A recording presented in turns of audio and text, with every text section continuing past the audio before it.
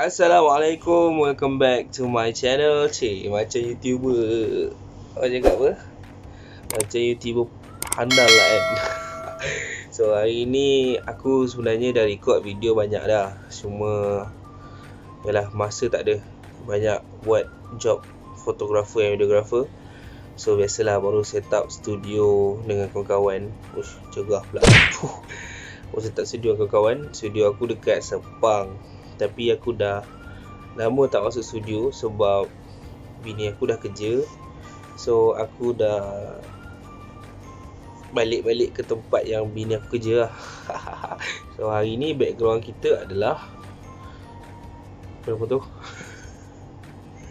Almari, katil dan buai anak aku. Okey lah. Plan aku banyak. Aku nak buat video reaction, aku nak buat short film. Aku sekarang ni dalam kerangka untuk buat short film. Dan ada company-company yang nak masuk untuk sponsor lah. Tapi buat masa sekarang ni aku kena cari team untuk buat benda ni lah. Sebab insyaAllah aku akan buat. Dan aku ada knowledge tu lah. Aku ada knowledge untuk buat short film tu, insyaAllah. Mudah-mudahan boleh jadi macam Mr. Kokom and MTAS and Asal Production, Team Buat Hal, and then something like that lah, insyaAllah. So hari ni kita nak react satu benda yang aku rasa agak kecoh jugalah dalam TikTok baru-baru ni. Seperti yang sedia maklum, siapa yang tengok TikTok, aku dapat tahu ni daripada TikTok juga. Aku dapat tahu yang negara jiran kita, which is Indonesia, diorang dah ada lita perlumbaan mereka sendiri. Macam dekat Malaysia kita ada lita Sepang, one of the lita yang menganjurkan kejuaraan terbesar dunia. Salah satunya lah sebelum Indonesia ni.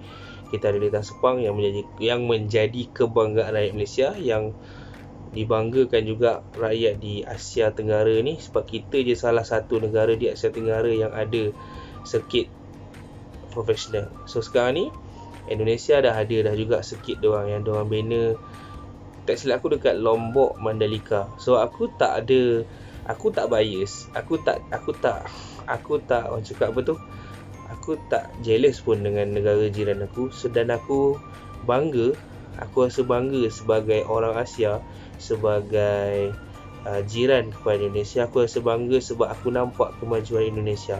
Walaupun kemajuan diorang tu tak selaju kemajuan di Malaysia, tetapi ada banyak jugalah yang dibuat oleh pemimpin diorang untuk memajukan fasiliti, memajukan kelengkapan negara-negara diorang lah, yang boleh menarik pelabur-pelabur asing untuk tengok lampu aku dah berkelip untuk melabur di Indonesia lah. Dan aku mendoakan supaya negara Indonesia sama-sama maju.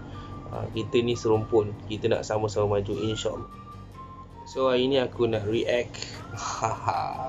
Jarang-jarang tengok orang Malaysia react Indonesia kan. Kebiasaannya aku tengok rakyat Indonesia yang banyak react Malaysia. So aku ucapkan terima kasih kepada YouTuber Indonesia yang especially memuji apa yang baik daripada negara kami. Dan sebenarnya daripada kebaikan tu mesti ada kekurangan. Takkan ada semuanya kebaikan, sebab kita ni manusia, kita tak sempurna, tuan-tuan. So aku sekarang ni aku nak react Mandalika Pertamina International Circuit. Aku rasa itulah dia punya nama. Dia panjang juga, tapi aku cuba untuk tengok. Dan video ni aku dapat daripada YouTube, dan aku harap tak kena claim. Alright, let's go. World Superbike Championship 2021 akan berlangsung pada 20 dan 21 November 2021, di mana balapan kelas dunia ini berlangsung di Pertamina Mandalika International Street Circuit, yang juga nantinya akan menjadi lokasi penyelenggaraan MotoGP 2022. Kita akan simak bersama profil dari sirkuit, yang area pinggir aspalnya ini dicat dengan motif batik ya, berdasarkan data yang dihimpun oleh tim lead. Satu benda yang aku suka dekat Indonesia ni, diorang sangat menghargai, apa orang cakap tu, diorang sangat menghargai diorang punya diorang punya culture. Macam yang diorang cakap, menggunakan corak batik. Dan aku rasa benda tu tak ada dekat Malaysia. Kat Malaysia ni kebanyakan rakyat Malaysia ni nak ikut trend barat, dan semua benda nak ikut barat. Kalau ada K-pop, semua benda nak ikut K-pop. Dan aku sangat berbangga dengan Indonesia yang masih lagi menjaga tradisional diorang, culture diorang yang diorang akan letakkan, yang mereka letakkan dalam, orang cakap apa tu, dalam benda-benda yang macam ni lah, yang berkaitan dengan Superbike, international racing dan sebagainya. Lanjut. CNN Indonesia. Ini dia, ada negara kita Indonesia dan sirkuit Mandalika terletak di Lombok, Tengah, Nusa Tenggara Barat. Lintasan bernama resmi Pertamina Mandalika International Street Circuit ini dibangun di atas lahan seluas 130 hektar. Dan sirkuit ini berada di dalam kawasan ekonomi khusus pariwisata Mandalika. Dan ini nih yang menarik untuk diketahui. Street circuit ini berbeda dengan sirkuit street. Jadi kalau sirkuit street adalah jalanan yang dibuat menjadi sirkuit seperti di Monaco, Singapura dan juga Macau. Sedangkan konsep ini street circuit, ya, dilihat di Mandalika ini jika sedang tidak dipakai balapan maka akhirnya menjadi kawasan pariwisata.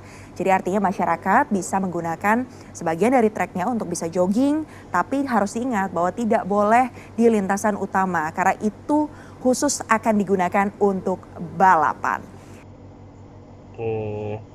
Aku faham.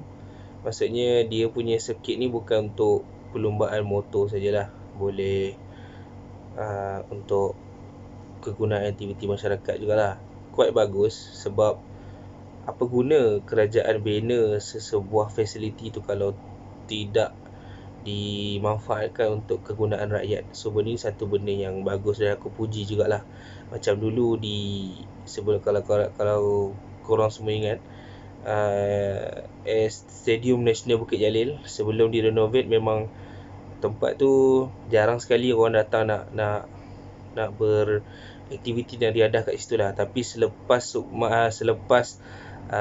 Sukan C, kerajaan Malaysia renovate SMBJ tu jadi sport city dan banyak fasiliti-fasiliti yang boleh digunakan, dan aku rasa itu salah satu perkara bagus juga lah untuk perkembangan sukan di kalangan rakyat Malaysia dan sekaligus boleh menjaga kesihatan dan kestabilan. Ayat aku macam Perdana Menteri siut, boleh menjaga kesihatan jugalah. Okey, sambung. Selanjutnya, menurut situs resmi World Superbike, Pertamina Mandalika International Street Circuit ini memiliki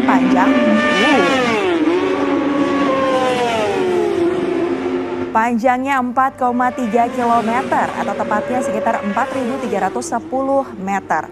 Biasa yang juga ingin diketahui adalah jumlah tikungannya. Ini dia, ada 17 tikungan di sirkuit ini, di mana 11-nya mengarah ke kanan dan 6 lainnya ke arah kiri.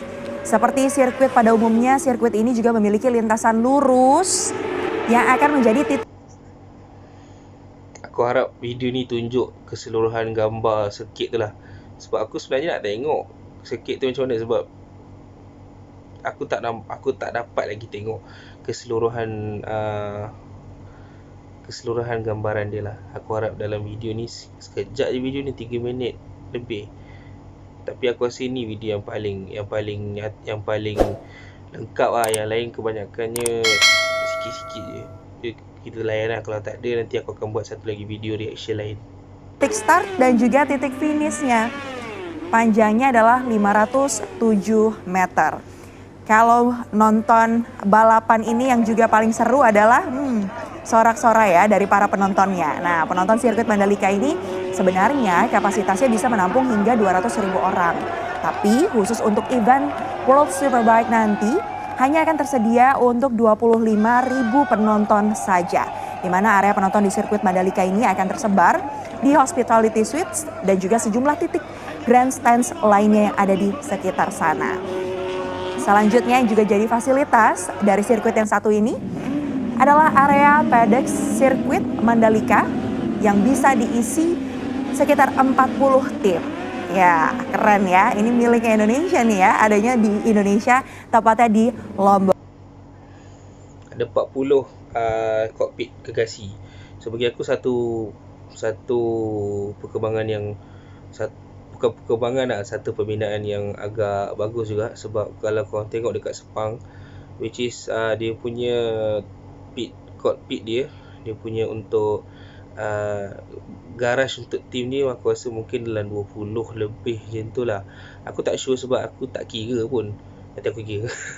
So yang menggunakan kokpit tu ataupun garaj tu hanya tim-tim utama saja. Contoh macam MotoGP, hanya MotoGP saja, tim-tim MotoGP saja yang boleh guna kokpit depan. Yang Moto2 dengan Moto3 kebanyakannya kena pihak penganjur dah sediakan tempat di bahagian belakang. So benda tu satu penghargaan jugalah untuk tim-tim kecil. Macam contohlah, kalau korang tak boleh nak isi Moto3, kurang-kurangnya Moto2 tu kita kedepankan sikit, bagi ke garaj, kan, supaya adalah nampak meriah sikit.